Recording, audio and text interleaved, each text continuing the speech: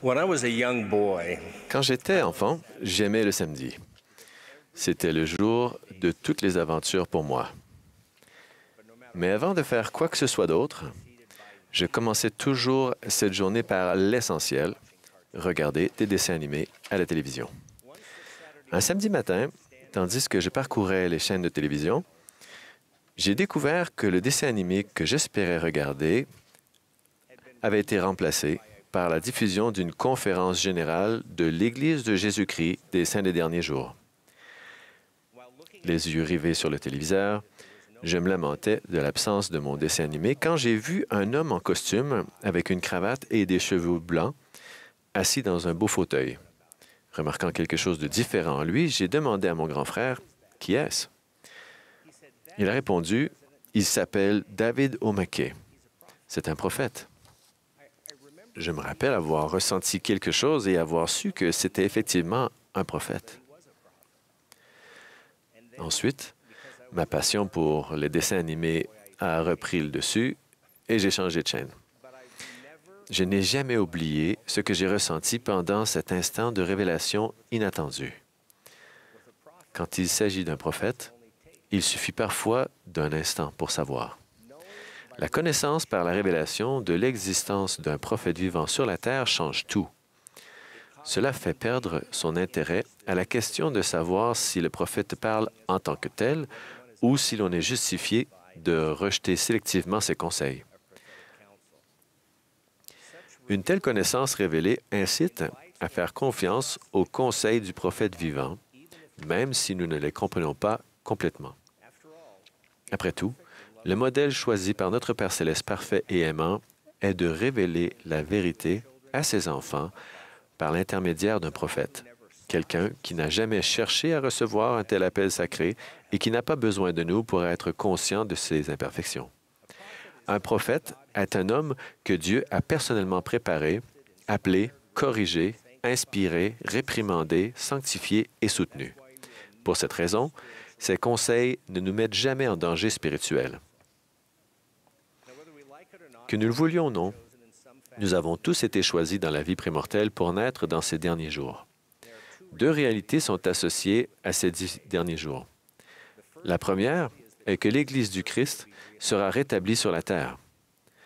La seconde est que les difficultés iront croissant. Les Écritures révèlent que dans les derniers jours, une grande tempête de grêle sera envoyée pour détruire les cultures de la terre. Il y aura des fléaux, des guerres, des bruits de guerre. Toute la terre sera en tumulte et l'iniquité abondera. Lorsque j'étais enfant, ces prophéties sur les derniers jours m'effrayaient et me poussaient à prier pour que la seconde venue n'ait pas lieu de mon vivant. Jusqu'à présent, j'ai été exaucé. Mais aujourd'hui, même si les difficultés prophétisées sont certaines, je prie pour le contraire, car lorsque le Christ reviendra pour régner, il fera reposer toutes ses créations en sécurité. La situation actuelle du monde a provoqué la panique chez certaines personnes. En tant qu'enfants de l'Alliance du Dieu, nous n'avons pas à courir frénétiquement pour savoir comment traverser ces temps troublés. Nous n'avons pas à craindre. La doctrine et les principes que nous devons suivre pour survivre spirituellement et endurer physiquement sont donnés dans les paroles du prophète vivant. C'est la raison pour laquelle M. Russell Ballard a déclaré « Ce n'est pas rien d'avoir un prophète de Dieu parmi nous ». Le président Nelson a témoigné « Le modèle établi par Dieu depuis longtemps pour instruire ses enfants par l'intermédiaire de prophètes nous assure qu'il bénira chaque prophète ainsi que ceux qui obéissent à leurs conseils. » La clé est donc de suivre le prophète vivant. Frères et sœurs, contrairement aux bandes dessinées anciennes ou aux voitures de collection, les enseignements prophétiques ne gagnent pas en valeur avec le temps. Voilà pourquoi nous ne devons pas chercher à utiliser les paroles des prophètes d'autrefois pour rejeter les enseignements des prophètes actuels. J'aime les paraboles utilisées par Jésus-Christ pour enseigner les principes de l'Évangile. Ce matin, je voudrais vous en raconter une nouvelle, tirée de la vie réelle. Un jour, je suis entré dans la cafétéria du siège de l'Église pour déjeuner. J'ai pris un plateau de nourriture, puis je me suis dirigé vers la salle à manger, et j'ai remarqué une table à laquelle les 3 membres de la première présidence étaient assis, ainsi qu'une place libre. Intimidé, j'ai rapidement fait un détour pour m'éloigner. C'est alors que j'ai entendu la voix de notre prophète Russell M. Nelson m'interpeller. « Alan, il y a une place libre ici. Asseyez-vous avec nous. » C'est ce que j'ai fait. Vers la fin du repas, j'ai été surpris d'entendre un grand bruit de craquement. Lorsque j'ai levé les yeux, j'ai vu que le président Nelson avait posé sa bouteille d'eau en plastique vide sur la table, l'avait aplatie et avait remis le bouchon. Dallin H. Oaks a posé la question qui me brûlait les lèvres. « Président Nelson, pourquoi avez-vous aplati votre bouteille? » Il a répondu, « Cela facilite la tâche des personnes qui manipulent les matériaux recyclables parce qu'elle prend moins de place. » Tandis que je réfléchissais à cette réponse, j'ai entendu un nouveau craquement. À ma droite, j'ai vu frère Oaks aplatir sa bouteille, comme l'avait fait le président Nelson. À ma gauche, Henry B. Eyring était en train d'aplatir la sienne. Il avait adopté une stratégie différente, avec la bouteille à l'horizontale, ce qui demandait plus d'efforts. Le président Nelson l'a remarqué et lui a gentiment montré la méthode pour aplatir plus facilement la bouteille verticalement. Je me suis alors penché vers frère Oaks et j'ai demandé, « Est-ce une nouvelle règle de recyclage de la cafétéria? »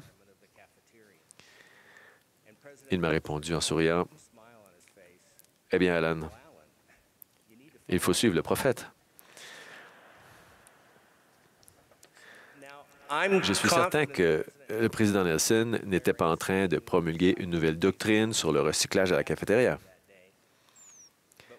Mais nous pouvons tirer des leçons de la réaction rapide de frère Oaks et frère Eyring et de l'attention que le président Nelson a portée à l'enseignement de la meilleure méthode. Il y a plusieurs années, Neal A. Maxwell a fait des remarques et donné des conseils qui s'avèrent particulièrement prophétiques aujourd'hui. Il a déclaré, « Dans les mois et les années à venir, les événements obligeront probablement chaque membre à décider s'il suivra ou non la première présidence. Les membres ne pourront pas osciller longtemps entre 2 opinions. Laissons une trace écrite pour que les choix soient clairs et laissons les gens choisir ce qu'ils feront des conseils prophétiques. » Jésus a dit que lorsque les feuilles des figuiers apparaissent, l'été est proche. Ainsi averti que l'été est à nos portes, ne nous plaignons pas de la chaleur. La génération montante grandit à une époque où il y a davantage de feuilles de figuier et où la chaleur augmente. Cette réalité fait porter une lourde responsabilité à la génération précédente, en particulier pour ce qui est de suivre les conseils du prophète.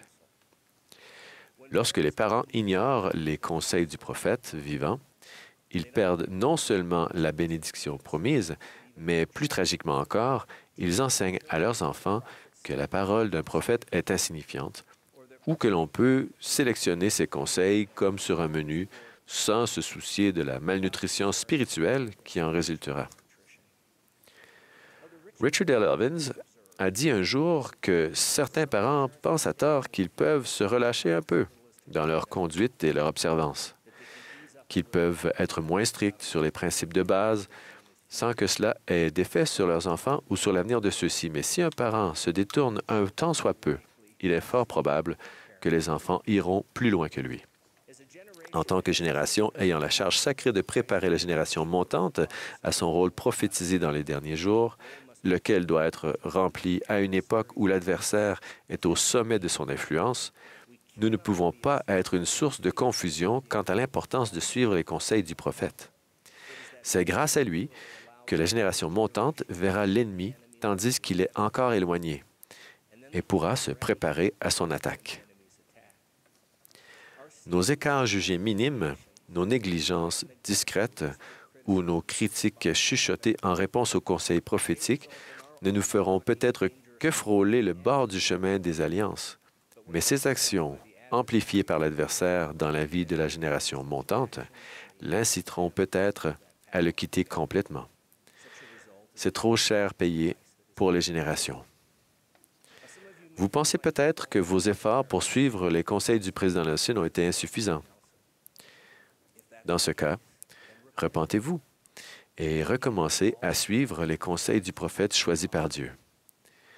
Laissez de côté la distraction des dessins animés enfantins et faites confiance à loin du Seigneur. Réjouissez-vous, car de nouveau, il y a un prophète en Israël. Même si cela vous inquiète, je témoigne que nous pouvons résister à la chaleur des derniers jours et même prospérer. Nous sommes les saints des derniers jours, et ces jours sont formidables. Nous étions impatients de venir sur Terre à cette époque. Nous savions que nous ne serions pas laissés à l'abandon dans le brouillard de plus en plus épais et confus de l'adversaire, mais que nous pourrions plutôt prendre conseil auprès de celui qui est autorisé à nous dire, à nous, au monde entier, ainsi dit le Seigneur Dieu. Au nom sacré du prophète que Dieu a élevé, le Saint d'Israël, Jésus-Christ lui-même. Amen.